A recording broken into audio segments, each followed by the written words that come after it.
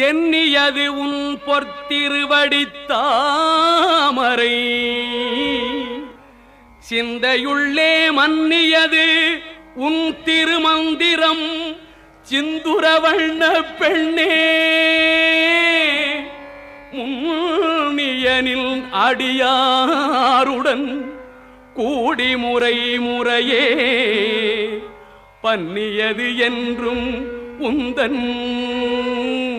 பரமாகம பத்ததியே